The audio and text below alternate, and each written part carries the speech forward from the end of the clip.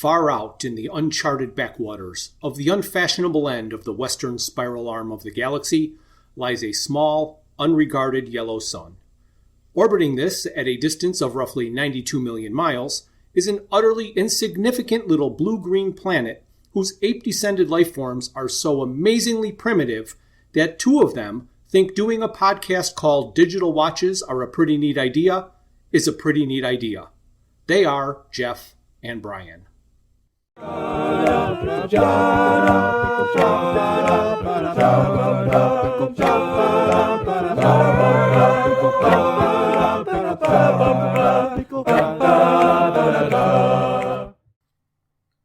there, this is Jeff. I'm with my friend Brian and my brother John, and this is our Valentine's Day bonus episode. Hey Jeff, how are you? I'm doing great. Brian, how are you? Well, frankly, I'm feeling a little squirrely. Squirrely? Why are you feeling squirrely? Well, let's just say I'm excited and I can't decide on which side of the road I want to be on.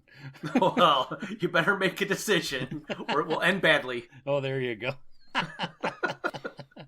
But the reason that I'm so excited is because, well, first off, let's talk about our special guest.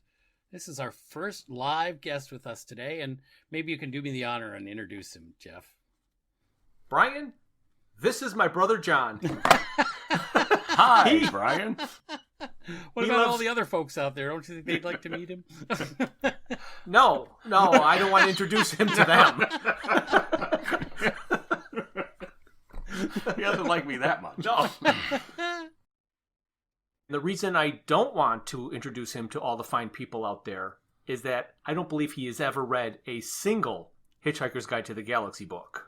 I beg your pardon. I read one. Okay. And it didn't inspire me to read any more, but I did enjoy the first one. Okay. And I have listened to your show couples and couples of times. Couples and couples of times, yes. Oh, he makes up our entire audience then. Right. So even though John is our first live guest, he's also the last of my immediate family to be featured on the podcast. Which I've noticed, by the way. Okay. Well, one or two of the episodes when he's talking about the list of people to thank, it sounds like a Lesnick family tree. Yeah, and it pretty much is, because it's my sister Julie and my brother Jim's wife and his kids and my brother Joe's kids who did our musical introduction.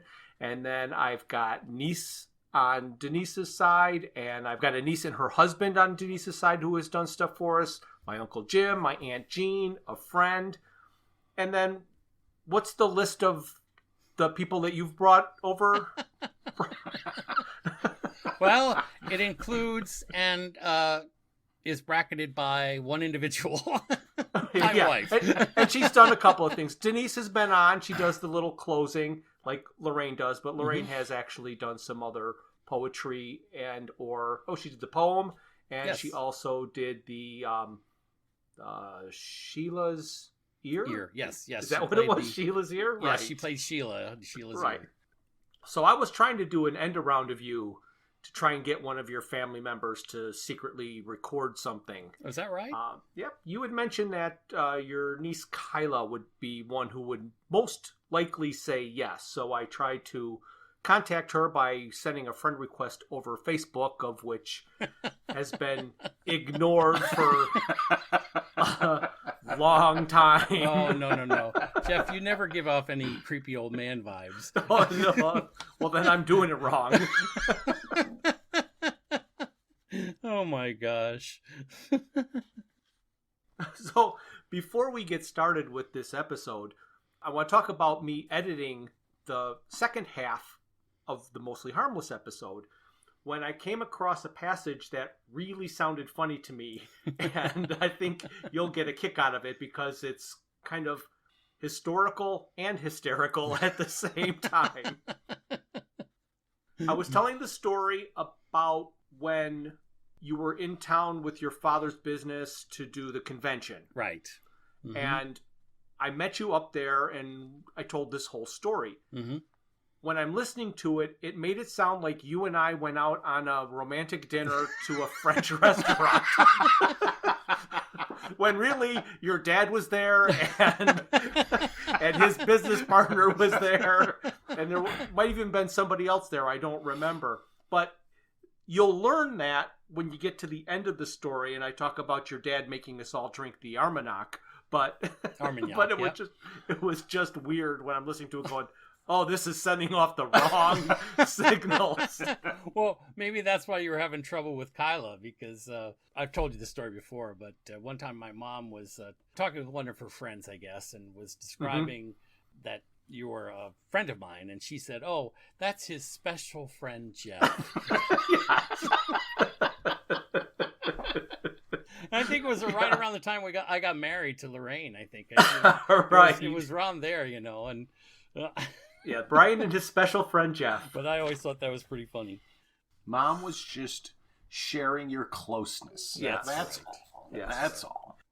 I just want to tell this story since it's right in my head right now. In the best man speech I gave to Brian, one of the things I said was, never tell Brian a joke you don't want him to ask you to repeat to his mother.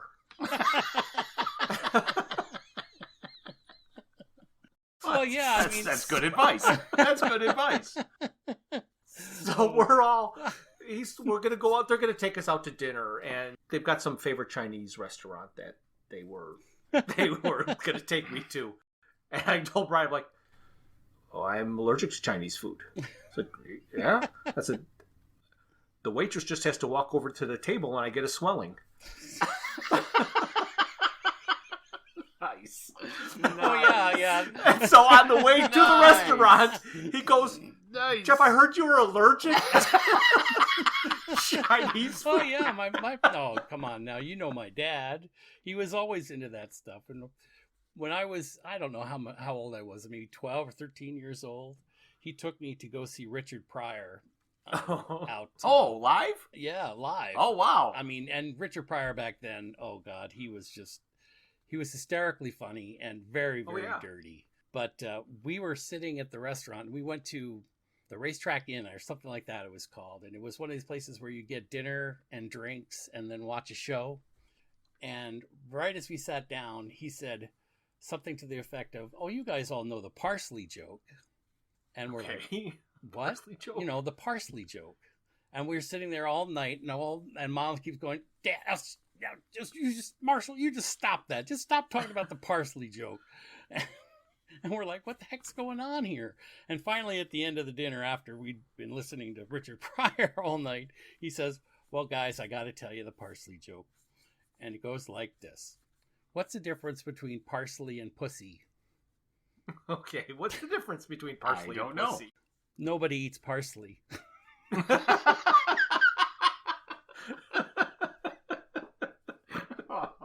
That was one of my dad's favorite jokes. So if it was not R-rated, it wasn't that funny. Right. Well, my favorite dirty joke, sort of, was heard on the Match Game way back in the 70s, which was, what happened to the newlywed couple that didn't know the difference between Vaseline and putty? Their windows fell out.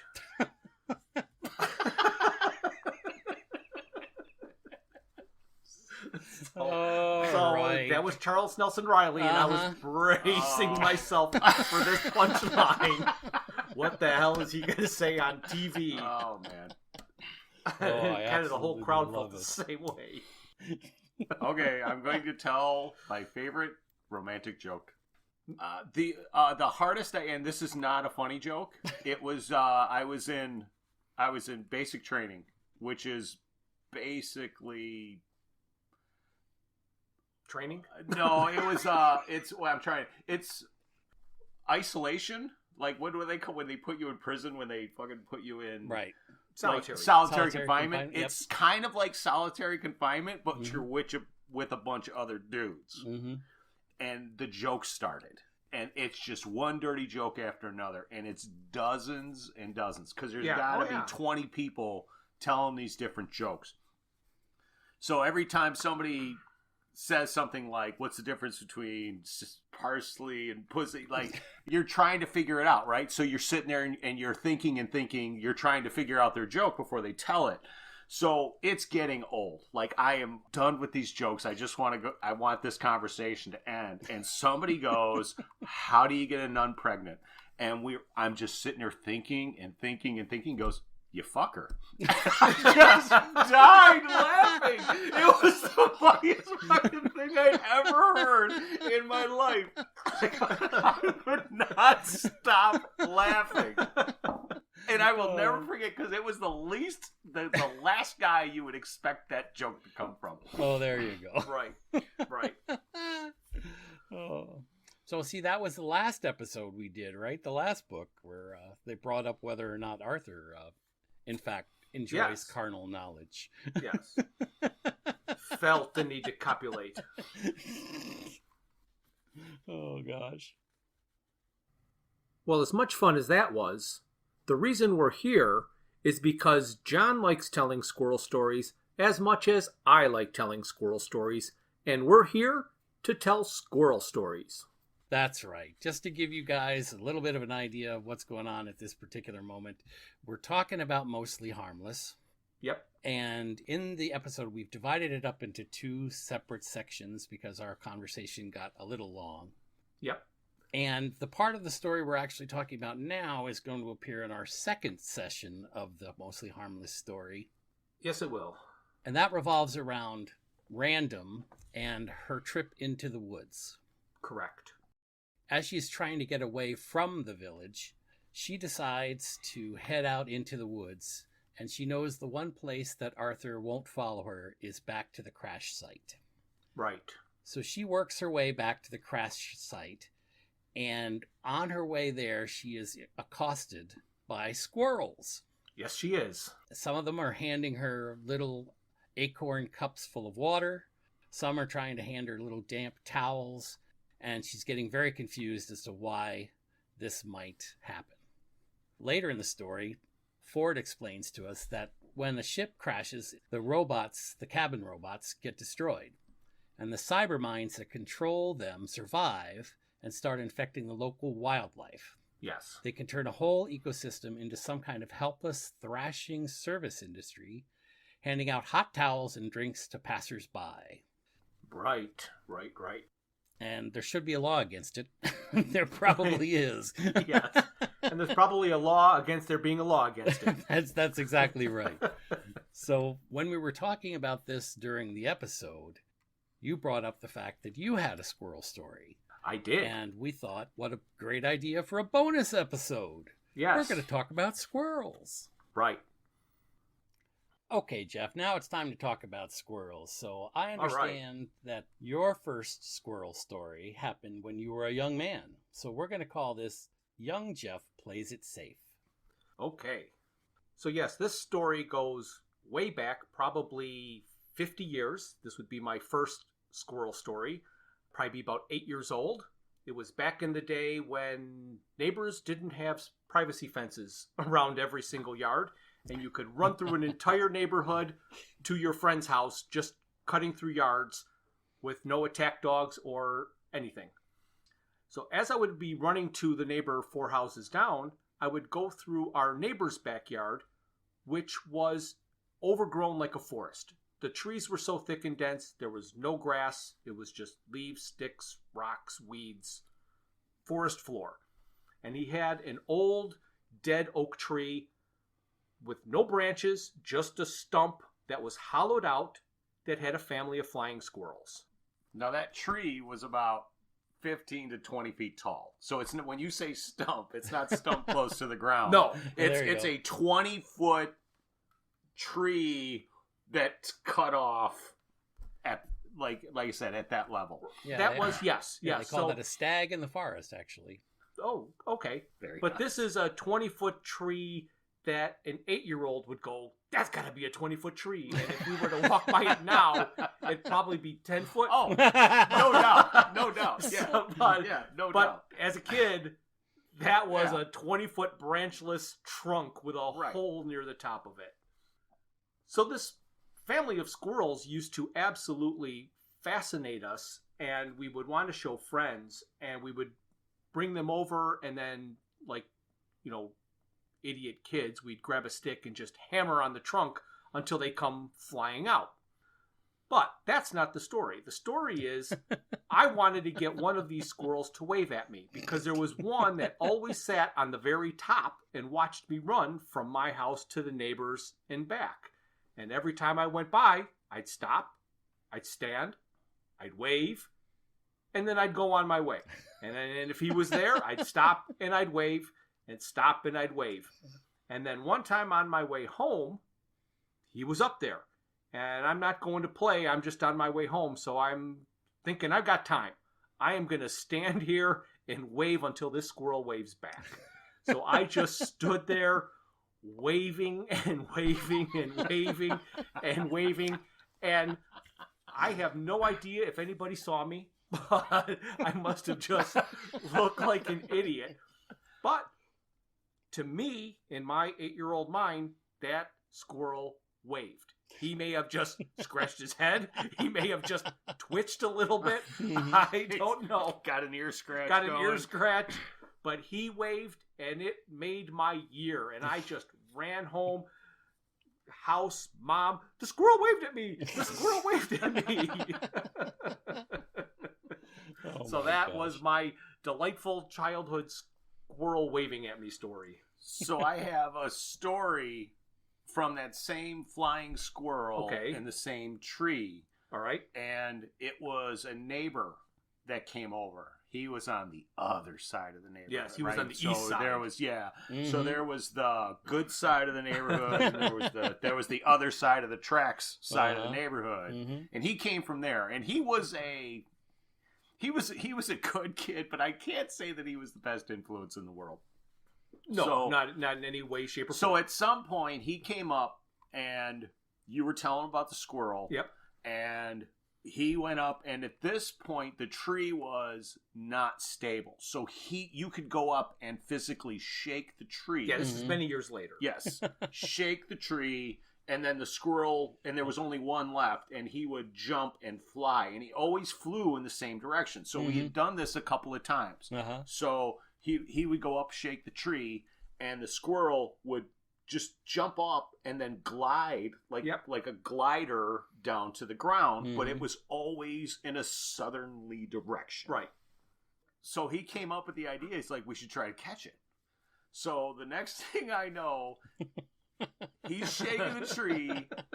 Jeff's got a bucket on his head about where the squirrel would land. And sure enough, tree shakes, squirrel leaps, Jeff's standing there with a bucket, and that squirrel landed right in the bucket. Now, immediately, and I don't know if this is memory or this is so long ago, but I remember Jeff turning around and looking at me with these incredibly wide eyes, like, holy crap, I have a squirrel in a bucket on my head. If that's an expression, that's what I saw. And then the squirrel, like, it wasn't in the bucket for a second. He landed in the bucket, jumped up on the rim, and then jumped off and ran away. Yeah. But that moment was like, oh my God, my brother just had a squirrel in a bucket on his head. And I believe that was the decision. Like, at that point, the neighbor cut that tree down. Oh. That was like when you have kids from the neighborhood shaking a tree. Like, that could fall. I believe that was the moment that tree got cut down and made my dad so mad, because my dad was a wildlife. He loved the wildlife. He absolutely loved having those squirrels. Like, flying squirrels are not common. No, I don't think I've ever seen another one. And it was in my neighbor's backyard. And when the neighbor cut that tree down, my dad was furious with him. But my dad probably didn't know that neighbor kids were shaking it to get it to jump out and land in a bucket. There you go. There you go. Well, Jeff, you must have felt like you'd won a raffle. Oh, yeah, maybe. You know. Well, I got to tie it back into the Hitchhiker somehow, of course. Right?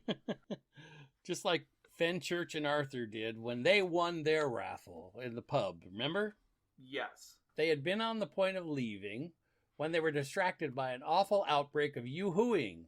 The appalling permed woman was waving to them across the room like some sort of stupid bird with a broken wing.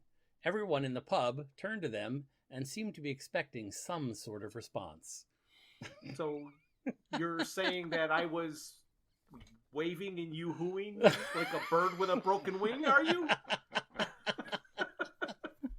Well, they did put the raffle tickets in a bucket. Nice. Yes. All right, John, in terms of fairness, you're next. And I understand your story is about entertainment at another's expense.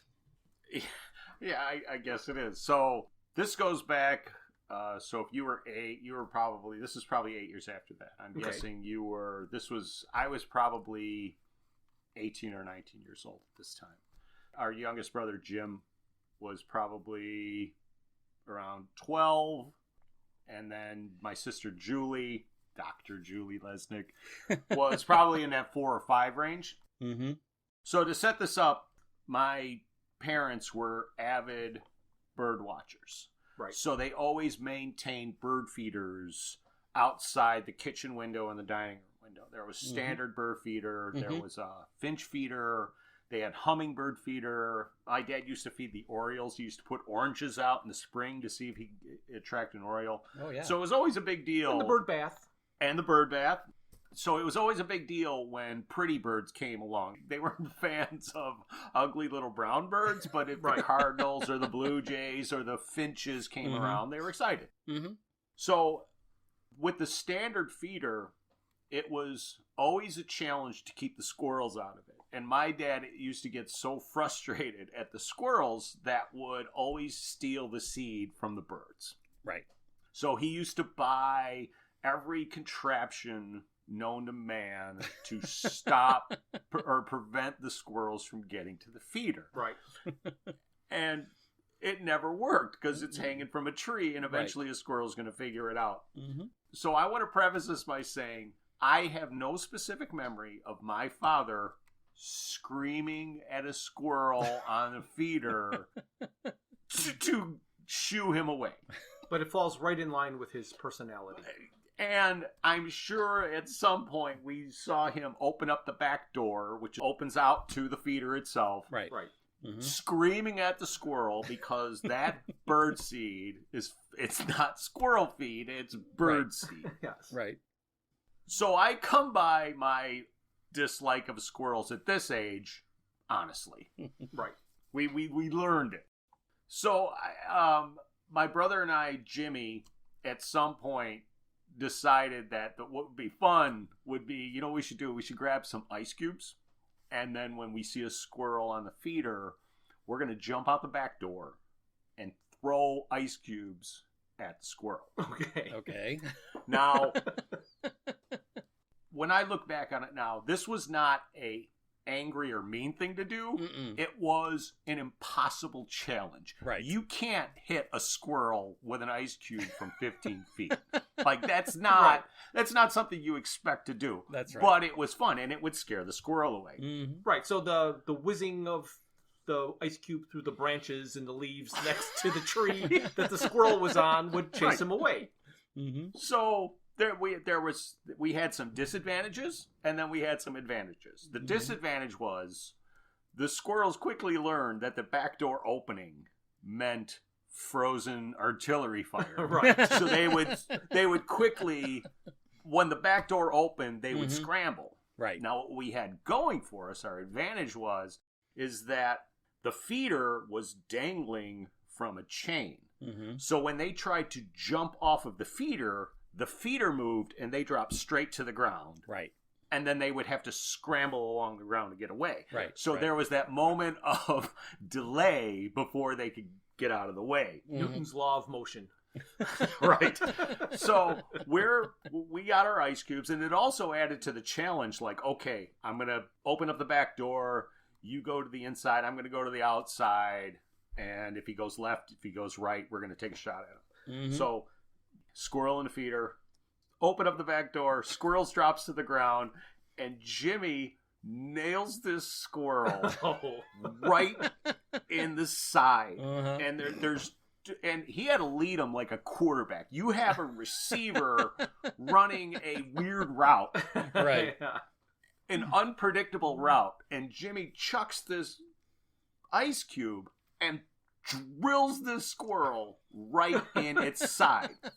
Infinitely improbable. Infinitely improbable. And there's, like, what I remember most, though, was when he hit the squirrel.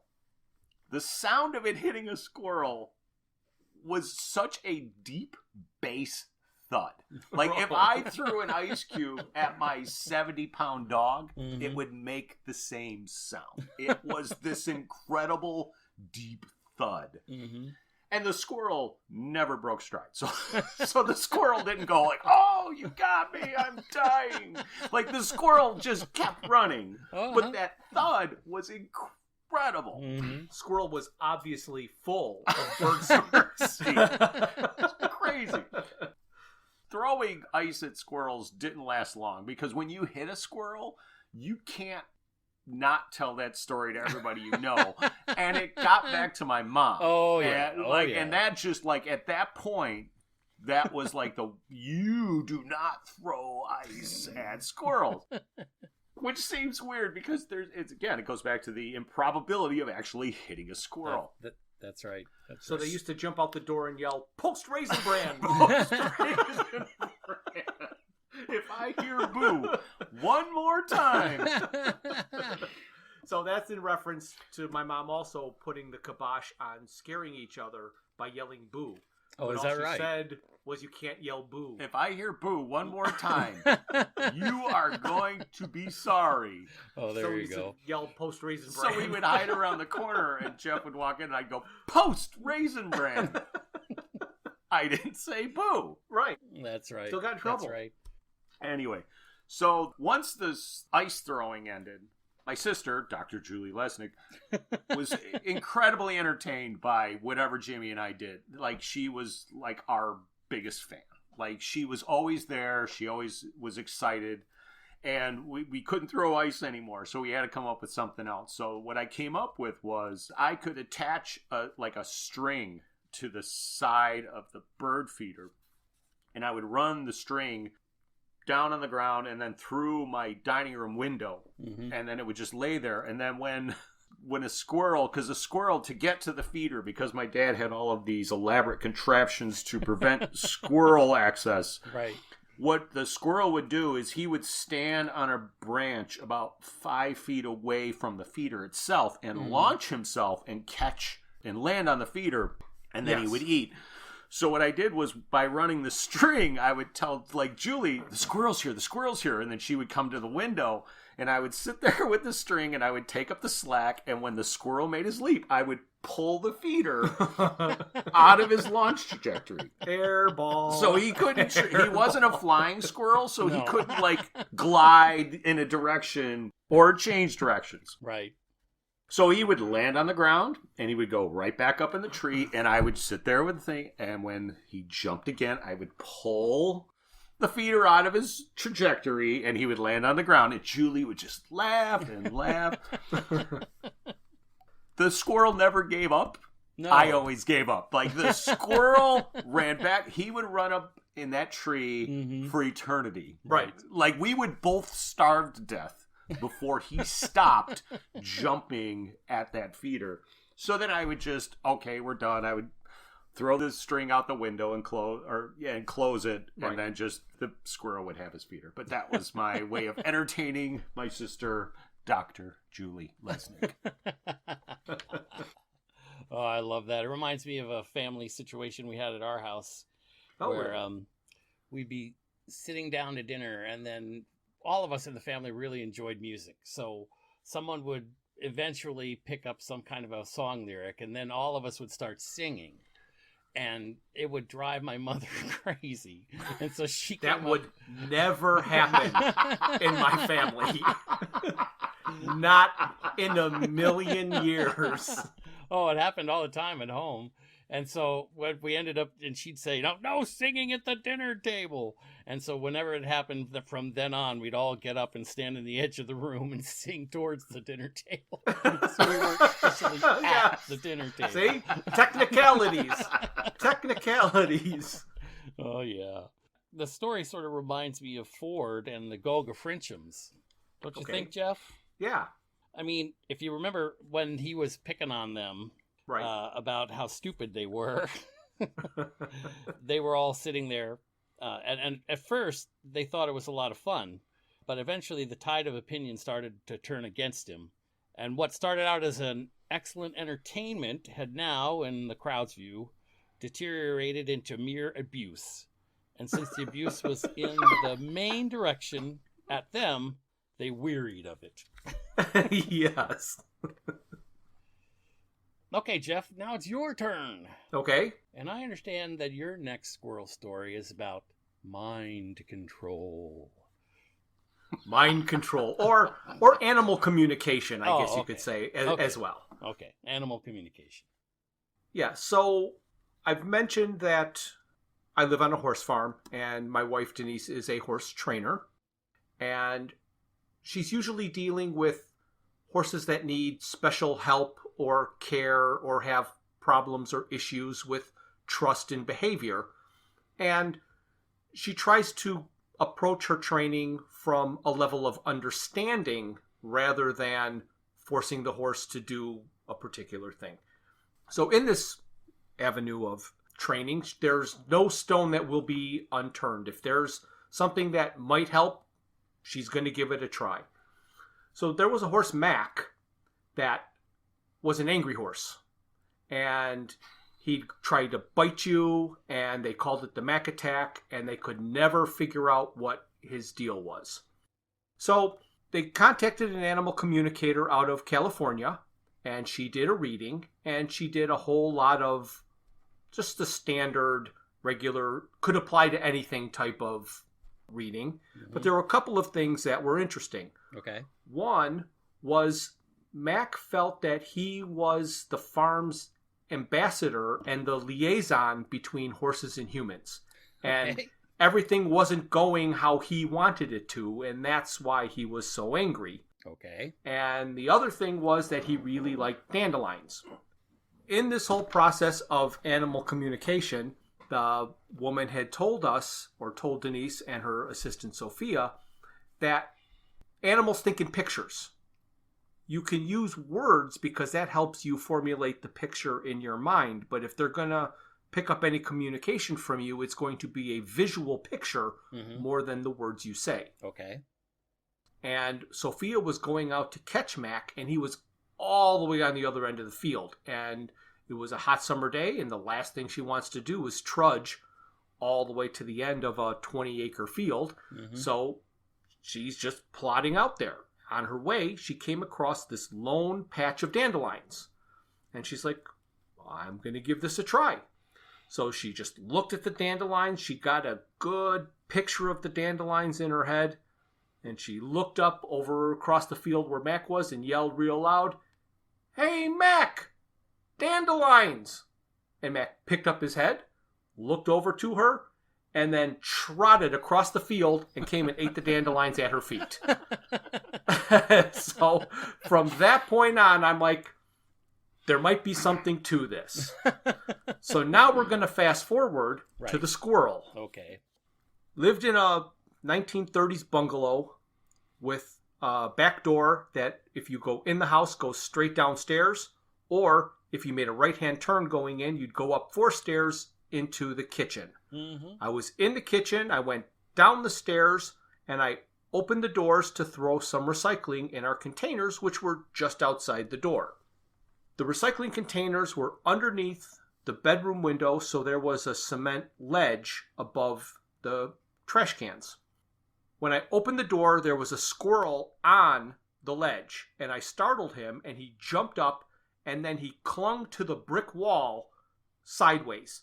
So here's this squirrel 5 feet from me, sideways on the wall, staring as I'm frozen with my aluminum can or whatever it was I was going to throw into the recycling bin. wondering what was going to happen. Mm-hmm. Well, next thing I know is that he jumped off the wall, he landed on my head, and then launched himself into the kitchen, spun around, and was looking at me. And I'm looking at the squirrel in the kitchen, thinking, if he turns and runs into the house, this is going to be a long day. And I'm sure I had to work that day, so I worked afternoons. Right. So I didn't have time to hunt down a squirrel in the house, nor did I want to go to work with the squirrel in the house. Mm-hmm. So I'm like, what am I going to do?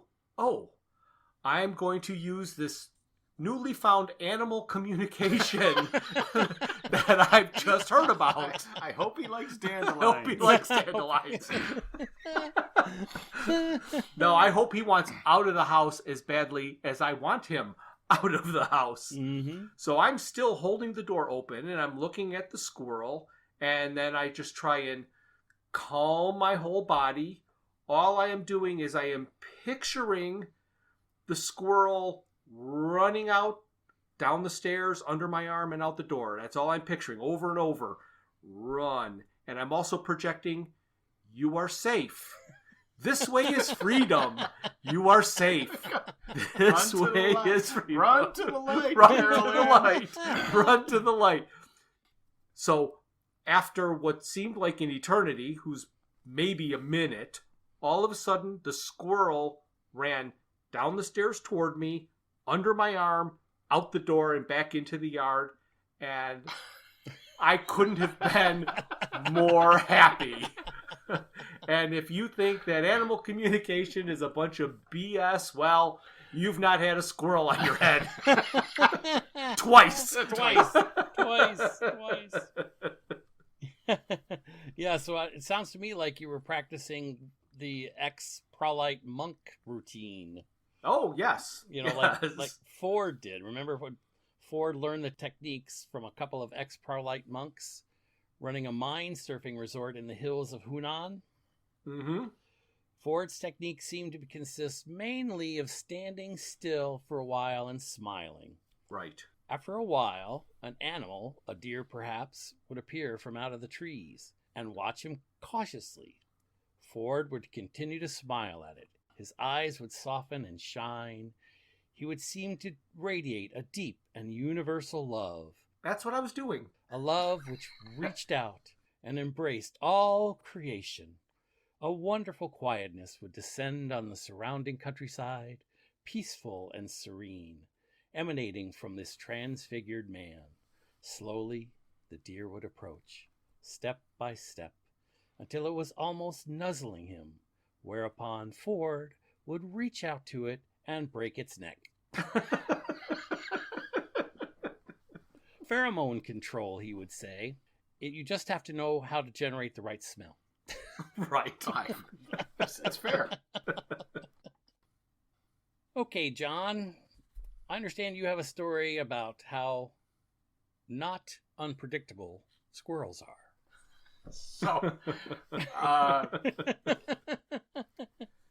So this is chronologically, this is my last squirrel story. Okay. Sue and I were gone for a weekend, stopped at our sister's. We picked up our dog, Lacey, who's a hunting dog. We also have an old bungalow. Ours was from 29, so Right. it's the same thing. You Right. walk in the back door, you go up 4 stairs, or you go down the 7 stairs, and on the back of the house is one window, and it's for the spare bedroom. Right. So we pull in the alley, and we look up, and there's a squirrel on our windowsill, but inside the house. Inside the Oh, house. no. At this time, her brothers were helping us remodel our bathroom. So we had her brothers in the house. They had keys. They were probably in and out all weekend long. So the first thing we both thought was, oh, Paul, you're funny. Yeah. You put a squirrel in the window. Yeah. You're killing me, Paul. You're such a funny guy. And then the squirrel ran away. Okay. Like, Not a fake squirrel. not fake. Like, that was a real squirrel. Mm-hmm. So we go in the house. Lacey comes with us, And she just, okay, so walking to the door, we've been gone since Friday. Right. This is Sunday, late afternoon. I am picturing a destroyed house. Right. I'm expecting chaos. We walk in, go up our little 4 stairs into the kitchen, and nothing is disturbed. It's like there's no animal in our house. Okay. Like we have food on the counters, nothing's touched. And I'm thinking to myself, did I see the squirrel? One thing, we both saw it. And my dog is now sniffing. She is now patrolling the house. Right. And she is concentrating her efforts in that spare bedroom. Okay. So I'm like, you know what I'm going to do? I'm going to go ahead and just close the spare bedroom door. Right. That's squirrel world. Mm-hmm. The rest of the house is mine. We have a nephew that has the live trap for small animals. Mm-hmm. Okay. So I call up Michael. Go pick up the trap. I bait it with squirrel type peanut butters and raw nuts. Right. And I slide it in the spare bedroom. Uh-huh. Close the door back up.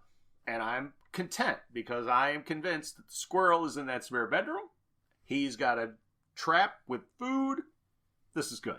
Right. So You got him. we go about our evening. We go to bed, just checking the trap periodically. Nothing. We get up the next morning. Nothing. Mm-hmm. No squirrel in my trap. Mm-hmm. Okay. Well, no big deal. Right. Not the end of the world. He's in there. We'll just wait him out. So we both go to work on Monday. We come home Monday night. No squirrel. Right. Okay. But, on the other hand, still nothing else disturbed in the house. There's nothing telling me that I don't have the squirrel where I think the squirrel is. Right. Right. So Monday night, Sue's in our living room watching TV, Mm-hmm. and she hears the chattering of Oh. a squirrel in the living room. Uh-oh. So she's, John. I come in. Lacey and I come in. I go, what? She's like, I heard the squirrel chatter. And then Lacey immediately goes to the TV stand, Mm-hmm. right in the front. Mm-hmm. And she's sniffing right at the base. And then it chatters again. All right. So my TV stand. So let me explain the front room, my living room. Right. There are 9 windows in my living room. I Mhm. have 5 on the front, 2 on each side, radiators on underneath both 2 window sides, and my TV cabinet is kind of wedged in the corner. And it's flush to the ground Right. on the front and 2 sides, Right. but the back is open. There's Mhm. like a 3-inch gap between the floor and the bottom of the cabinet on the back of the cabinet, and it runs the length of the cabinet. That's where he's at. He's underneath my TV stand. So John springs into action, Mm-hmm. quick on his feet, thinking, dude, runs downstairs. I get a 2x4 and a couple of dumbbells, and I take the 2x4 and seal the 3-inch gap. Yep. Put 2 weights behind it. I have a squirrel completely contained. You got Correct. Mm-hmm. Get up the next morning. I call animal control. I tell them I have a squirrel in the house. I know where he's in. He's not going anywhere. They send out a guy. So it's late morning, and a guy shows up. It's March. So it's cool outside. He shows up, and he walks in my house, and he's got his squirrel grabbers. Okay. So a squirrel grabber is basically a can grabber. Okay. So if you're picturing a commercial where an old lady is reaching to her top shelf and picking a can of peaches off the top shelf, Yes. that's the tool that he has. All So right. he walks in like it's a firearm. Okay. I'm here to solve your squirrel problem. So I explain where the squirrel is. And he looks at me and he goes, well, I can't get him out of there. I'm like, well, I don't know what to do. Like, that's where he's at. Right. He goes, I'll tell you what we're going to do. Open up all the windows. There's a lot of windows. Open up all the windows. Screens and everything. and we'll scare him out of there. Mm-hmm. And if you scare him out of there, he's going to come out and he's going to feel that cool breeze coming in through the window, and he's just going to jump right out the window. There you go. Right. Perfect plan. And I look at him and I go, you want me to let a trapped squirrel in my home loose into the rest of my home? Or you could just wait a month. Yeah, right? And when it starts smelling, then you clear them out. So he goes, trust me, squirrels aren't that unpredictable. If he jumps out, he'll sense the air and he'll jump out. So I'm looking at him, like I'm looking at his face, and I'm trying to get a sense, and he's confident. I'm like, okay, that's what we're gonna do. So I open up all the windows in my living room. I take an old screen door from Original with the House, and I block the living room from the dining room, and I put Lacey on the other side. Lacey's my dog. Right. Lacey's on the other side, Right. so if the squirrel gets loose, not going into the rest of the house. Right. I get a rubber mallet, and I bang on the bottom of the cabinet. And honestly, first of all, I didn't think he'd come out. Right. Like, I thought you bang on the cabinet, he's just going to hunker down. Mm-hmm. Just like he said, I bang on the bottom of that cabinet. That squirrel comes out of the back. He jumps up on that radiator. He runs past 2 open windows that are inches from his face, jumps to my living room floor, and runs right underneath the couch. When he came in initially and I told him where the squirrel was, he's like, oh, thank God. Thank God, because most of the time they get under your couch and they tear the fabric and they get up inside your couch. You can't get them out of there. You can't get them out. They start nesting. They destroy your couch. You're lucky. You are lucky. Yeah. Squirrel runs right underneath my couch. I look at that guy in the face, and he just smiled and shrugged. That's all he could do. What are you going to do? So then his little precursor warning about don't let squirrels underneath your couch comes, and I'm like, all right. So the two of us, I have this giant sectional in my front room. It's a 3-piece sectional. So we run, we separate and turn over the first piece of section. The squirrel bolts underneath the other sectional. So we turn that one over. And the squirrel bolts underneath the radiator. Then he's trying to get him with the grabber. Then the squirrel runs to the living room, or to the dining room, sees Lacey, turns around, run underneath the lazy boy. Lazy boy gets turned over. Turn over to Lazy Boy. He runs under a radiator. We scare him out. He runs under the other piece. Every piece of furniture in my living room gets upended and turned over. And finally the squirrel gets trapped. He's kind of in this little corner niche where there's radiator and there's nowhere to run.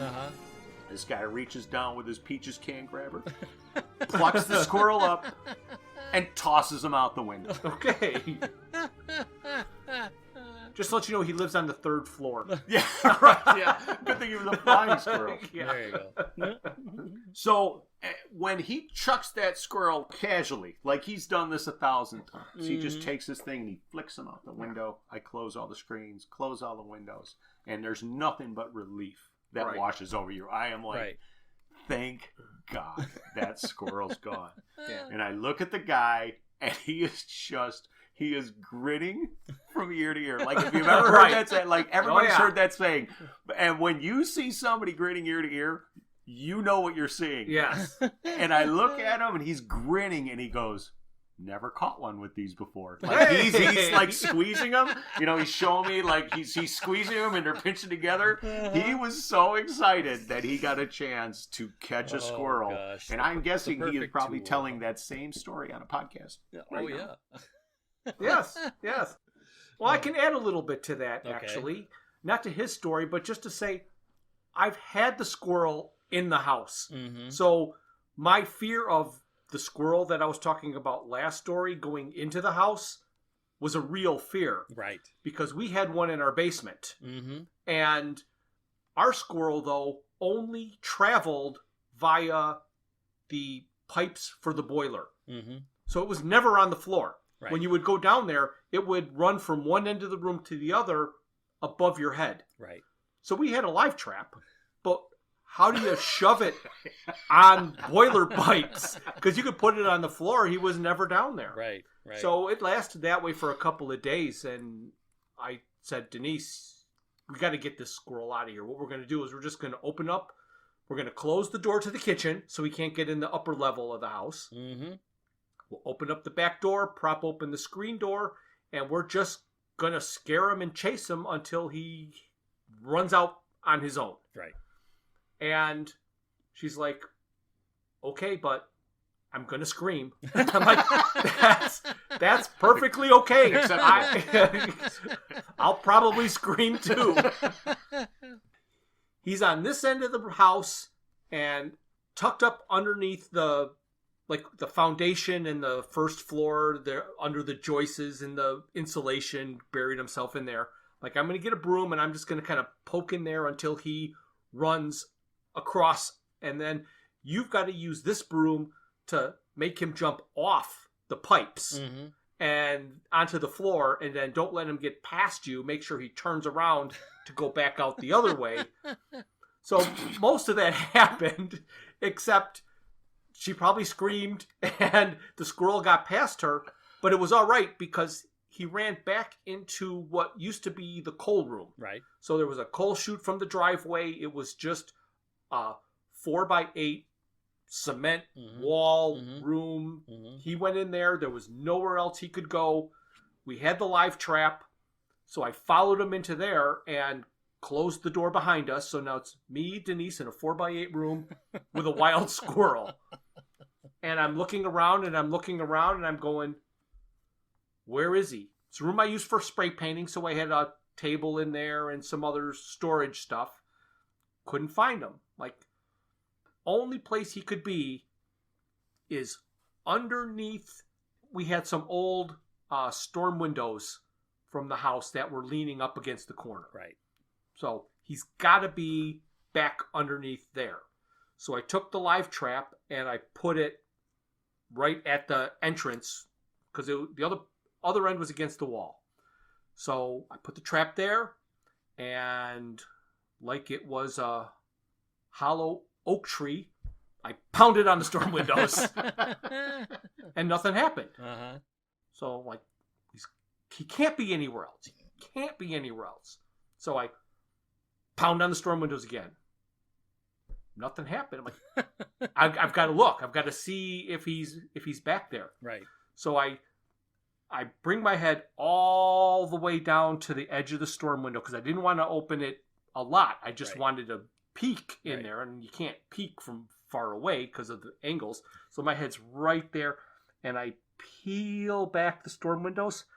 That squirrel walked up the wall and was right in the corner, like 3 inches from my face and I just slammed the storm windows back against the wall, and then the next thing I heard was the live trap spring, and he was in the trap, and I let him go free to run up our maple tree, and he was happy as can be. Oh my gosh. Well, let's see now. What have we learned? That some things are hard to catch and that squirrels are not completely unpredictable. Just like when Arthur and Ford are in prehistoric Earth, and the Chesterfield sofa shows up. Correct. Arthur, shouted Ford at him, that Chesterfield sofa is there because of the space-time instability. We've got to catch it. It's our only way out of here. Arthur felt happy. He was terribly pleased that the day was, for once, working out so much according to his plan. Only 20 minutes ago, he decided that he would go mad. And now he was already chasing a Chesterfield sofa across the fields of prehistoric Earth. Yes. So, in that way, madness lies. Yes, madness set in while chasing a squirrel. And Jeff, I understand that your next story is about perception and perspective. Yes, it is. It's going to be the same story, but I'm going to tell it twice. The first time is going to be what I believed I saw, and the second will be what I determined actually happened. So I'm going for a bike ride, and I'm just kind of cruising down the sidewalk. And I see a squirrel in this park grassy area with its head just buried in the grass. And it is after something. And it is just head down, digging. And so I just pedaled very slowly. I didn't coast because I didn't want my bike to make any noise. So I just kept pedaling very slowly. And as soon as I got next to the squirrel, I just made a little noise, and I didn't think anything of it, and just kind of kept going on my way. Mm-hmm. But out of the corner of my eye, I saw that squirrel hightail it out. He just ran so fast across this field, and then I saw him stop. And he turned around, and he bolted equally as fast right back at me. And then I'm like, oh, wait, this isn't going to happen. What in the world is this squirrel going to do? And then he got about, I don't know, a couple of feet from me back to the original point that he started at, like he forgot something, and he turned around again and then ran away. And I'm riding down the road going, that was the oddest thing in the world. Why would the squirrel turn around and charge me only to stop and then run away again? It didn't make any sense. So you have to remember, I'm on a bike, and the squirrel is literally 3 feet. He's just a foot off the sidewalk. So it's right there. I'm looking straight down at him. When I made that noise, he jumped straight in the air. Right. But from my perspective, looking down, right, because I wasn't looking at him, he was out of the corner of my eye. All I saw was his body travel along the grass. Right. Just right. So it looked to me like he was going away, but he went, and that's why it looked like he went so fast. Right. Because he was going straight up in the air. And then his turning around and charging back at me was him coming straight back down to that same to the exact spot that he was originally, and then he ran away. But I never thought that I would have the terror in my heart that I had when I saw that squirrel turn and charge at me. Or death by squirrel. Death by squirrel. Well, I know we can jump that high now, because if he wanted to launch, he certainly could have launched. Right. Sue and I do some hiking, and it's funny because the thing you described as the squirrel running away and turning around, we had a black bear do to us. Oh, okay. So I can only imagine the fear. So we're hiking down this trail, and it was a misty, foggy day in the mountains, and I chose this trail because it said there's an opportunity for bear sightings on this one. Okay. And I've always wanted. You went looking for bears. I've always wanted to see a bear in the wild. Okay. So we round the corner, and you just hear branches breaking. Like it's the forest is silent, and you just hear branches breaking, and it's not like little snap twigs. It's branches, right? And you turn, and a black bear that was high in a tree heard us, spooked him, and he come flying down that tree. Oh, jeez. Like just top speed.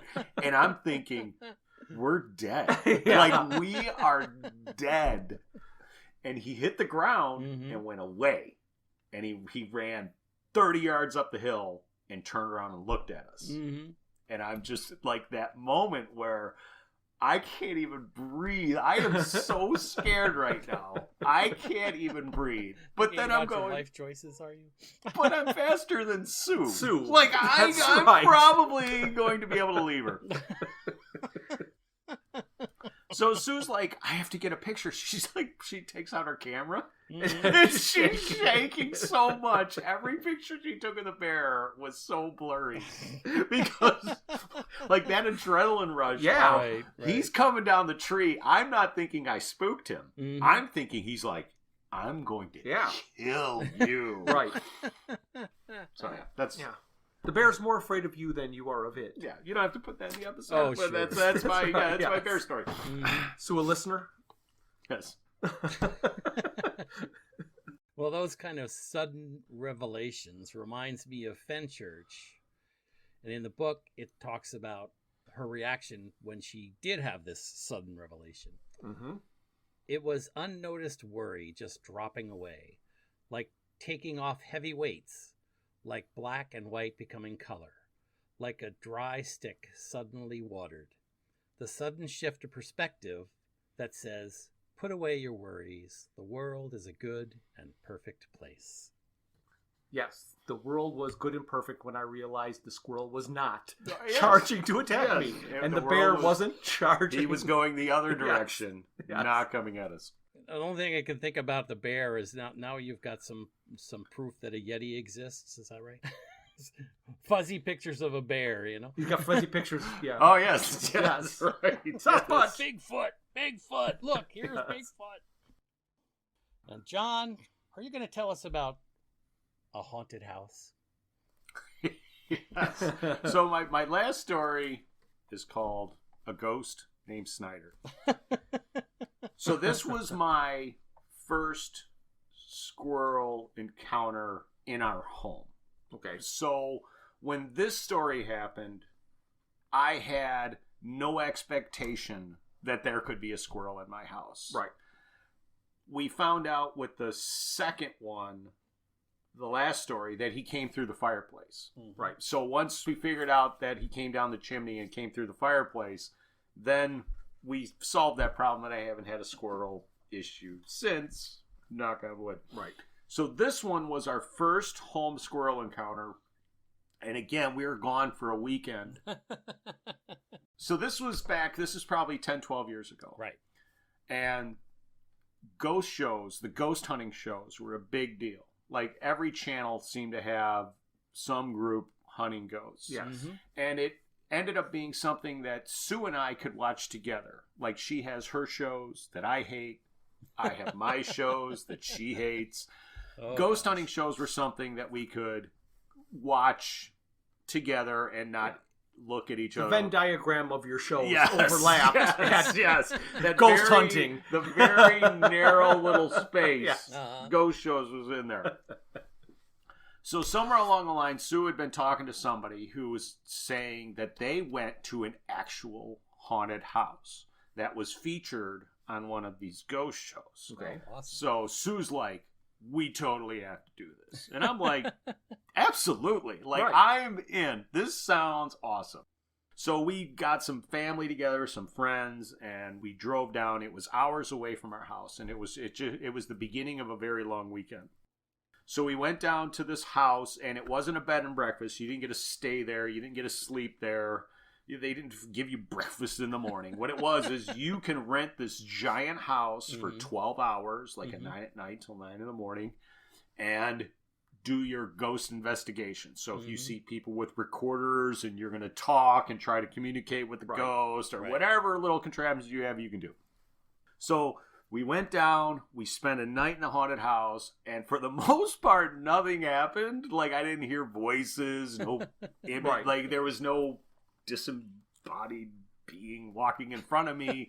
No unexplained taps on your shoulder. No, it was what it was a great study in human imagination and fear Gullibility. control. Oh. Yeah, and fear control. If you're told you're walking into a haunted house, Yes. there's a certain anxiety that goes into you, and can Sure. you go sit in a room by yourself? Will you go to the basement by yourself? Like, that's what it turned into me. It turned into this great psychological study. Uh-huh.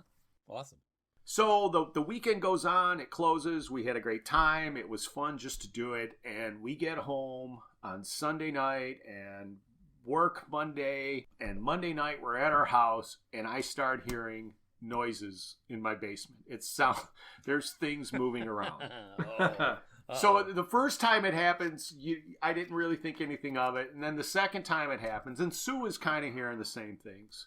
So there's that moment that I have two warring sides, like the two angels. I got the angel and the devil on my shoulder, and the devil's going, "You idiot, you brought a ghost home Right. with Yeah. you. Like, because if you watch those ghost shows long enough, you'll see the episode where Right. somebody brought a ghost home from the cemetery. Yeah. There you go. So I'm like, oh my God, I have a dude in my basement moving shit around. And on the other side, it's like going, you just spent all this time in a haunted house where you are extending every sense. You are listening for the smallest noises Right. to try to figure out if there's anything going on here. And you just haven't let that go yet. So Right. these are all normal sounds in your house that you've just never really paid attention to. Right. We've been in the house 10 years or more. Right. Like, I knew all the normal sounds and Uh-huh. these weren't. So these noises go on pretty much all week. We keep hearing things. And then you'd hear something, you go in the basement, you'd look around. Nothing looks out of place, but my basement's unfinished and I got crap everywhere. So, like, it's when you're looking at a mess, it's hard to notice any disturbance in a mess. Right. So this goes on all week. And I am home Sunday morning. I'm in my favorite chair with my coffee. And Susan on the couch. And we hear a plastic 5-gallon bucket slide across the floor. Ooh. On a scale of 1 to 10, 10 being the most identifiable noises, a 5-gallon bucket sliding across a concrete floor is an 11. Right. There is no other sound that sounds like that. And I was enraged because now I can't pass these noises off as my imagination. Right. Somebody just moved a bucket in my basement. And I am going to go to my basement and I am going to start screaming at whatever being is down there to get out of my house because I don't want you here. But mostly it was just frustration and anger. So I'm heading towards the basement, start going down the stairs, and I kind of calm myself. And I'm like, I'm going with the approach like, I'm just going to sit on the stairs and see what I see. So my basement, like the bungalow, it's unfinished. You go down, the stairs are in the complete back of the house. You go down, you're looking towards the front of the house. The only wall is, there's a little room in the very front of the house that I call the workroom. And it's separated from the main basement by a cinder block wall. And I go down and I creep down and I look. And as I'm looking, I see a squirrel walk across my boiler pipes. And then crawl into a hole in the cinder blocks and go up. Okay. Relief Yeah. was the first thing. I don't have a ghost in my house. Oh, there you go. Was an exhilarating championship relief moment of exultation. Yes. There you go. Which was quickly followed by, holy crap, I have a squirrel in my house. Right. And I have no idea how to get him out. But at least it's a physical entity. I feel like I have a chance. Yes. So I go up, I tell Sue that I found our ghost, and it's a squirrel. So at this time, I start making phone calls, and I find out that my nephew has a live trap, which I utilized a few years later. Right. And I went and got the live trap, and I set it up in the basement, and a day goes by, and another day goes by, and the squirrel's not going in the trap. So where he was nesting was inside my cinder block wall. There's a hole that... basically a downspout from the gutters used to fill a cistern.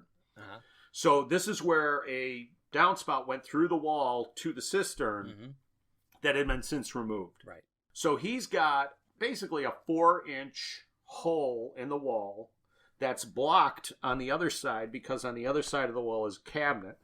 And then he can go up because the bottom was filled. He could go up into like the shaft of a cinder block wall, right? They have, there's 2 sections and they're staggered, but the shafts line up. Right. So he's living in a concrete masonry shaft. So a day goes by, 2 days go by, 3 days go by. I can't get the squirrel to go in the trap. He's got, I found a bag of grass seed, because once you start looking for squirrel evidence as opposed to ghost evidence, like things change. And I'm like, oh my God, he opened up a bag of grass seed. So he's probably got 6 pounds of grass seed in his little hole. Right. I don't know what to do at this point. So then the evil genius side of me goes, you know what I'm going to do?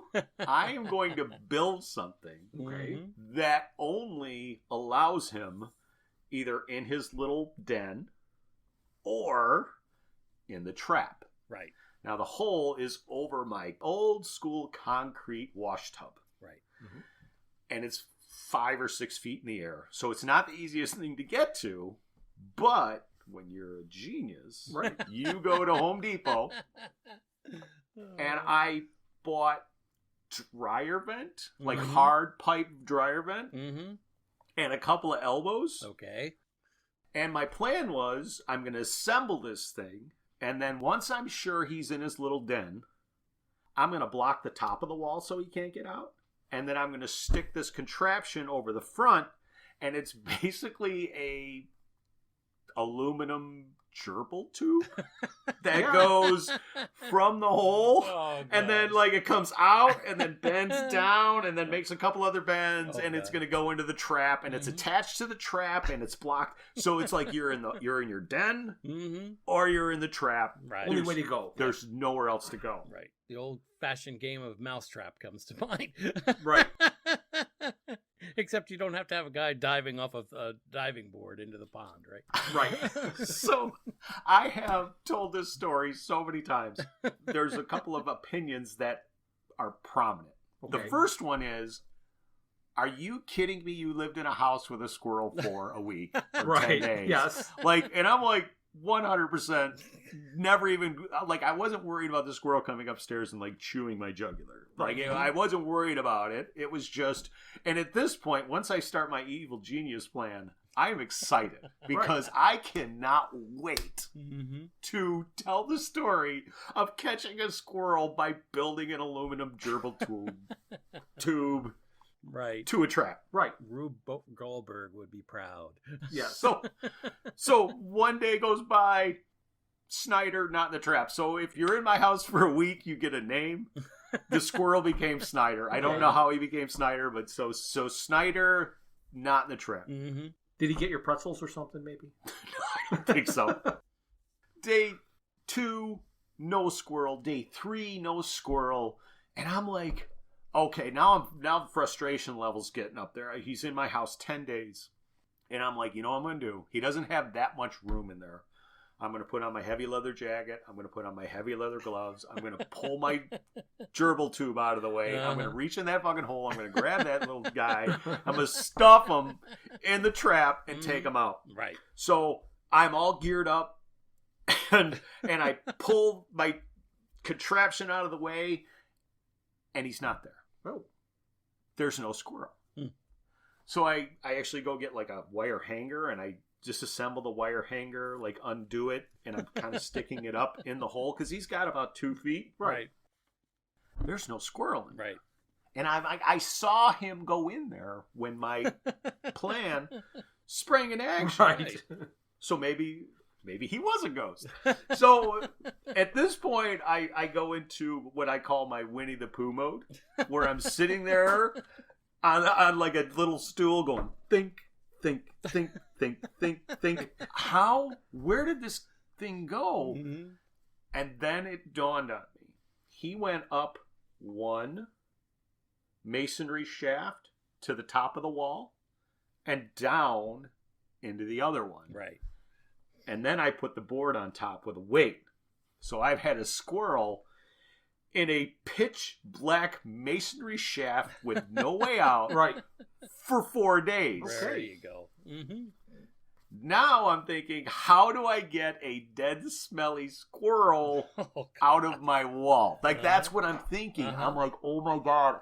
And I felt bad. Like, when I thought that I killed little Snyder, I felt terrible. Yeah, and you can't really just Google how to stop a body from smelling because you get put on somebody's radar. You get an FBI investigation. That's right. So what I ended up doing is I took everything down, I put the trap back on the floor, and I just left it out there and went to bed. And I get up the next morning, and Snyder is in the trap. Yes. He finally came out. He went into the trap after his solitary confinement, Right. where he was in the hole. He was in the hole for 4 days, Uh-huh. like Andy Dufresne. He Mhm. came out, and he ends up in my trap. And I remember like being so excited. I was so relieved that he was in there. And Oh, yeah. I went down and got like next to him going, "Oh, it's little Snyder." And I was gonna Yeah. "I'm so happy to see you." And that squirrel like launched himself at the cage right in front of my Oh, face. Like Snyder did not find this fun No, not at all. There's Nope. like Snyder wasn't telling this story Mm-mm. afterwards. But I No. took Snyder and took him to a forest preserve and let Snyder go. But yeah, for a while there, he was a ghost, Mhm. and it was a huge challenge, and I'm still really angry that my master gerbil tooth plan failed. Yes. Yeah. Oh man, I love it. I love it. Well, that takes us pretty nicely in a circle here, Jeff, Yes. because that story of haunting is like the story on Lamuella. Right. Because when Arthur's ship crashed on that uncharted planet, he insisted that the villagers take him back to the crash site, which they did uneasily. After that, though, word had gotten around that the whole area was haunted, and no one ever ventured back there. No. So you had the manic squirrels taken over by the service bot things, and they were Right. giving out little scraps of paper with Mhm. magazines and Mhm. cloth for wet towels and Right. little And that acorn and the video, cups. the video screens or the video And the video projectors, screens, yes. were shooting images from all over the universe. Correct. That's a nice way to wrap up the haunted Lamuella story and the story of squirrels in our neighborhood. Well, I hope everybody enjoyed listening to the squirrel stories as much as we enjoyed telling them, even though I know that is impossible. And if you believe 6 impossible things before breakfast, then you too are a fan of Hitchhiker's Guide to the Galaxy. Right. I really appreciate you guys having me as your very first guest. I am honored. I enjoyed telling my stories again, Yes. but this time recorded for eternity. Yes. So now you don't have to tell them. You can just say, here. Yeah. Here's the Here's the podcast. There you go. Yes. Well, this was a lot of fun. I'm glad that we were able to do this for this little bonus episode. And in 2 weeks, you'll get to hear the second half of our discussion about Mostly Harmless. Wonderful. So, Jeff, I guess it's time to say goodbye. Well, we're out of here. Don't forget to tip your squirrels. Yeah, they like nuts.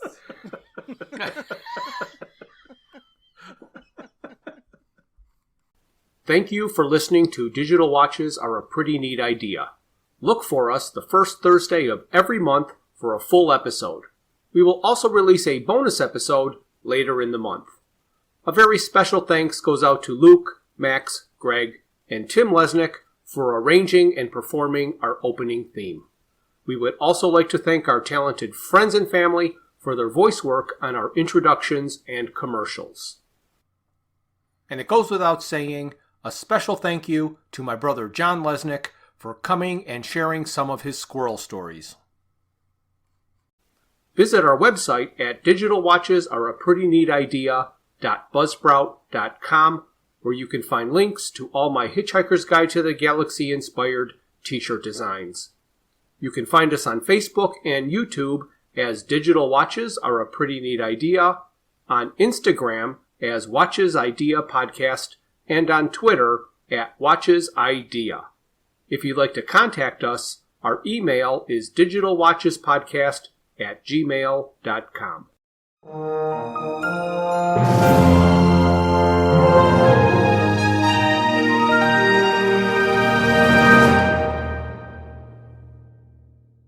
This has been a Froods for Thought production.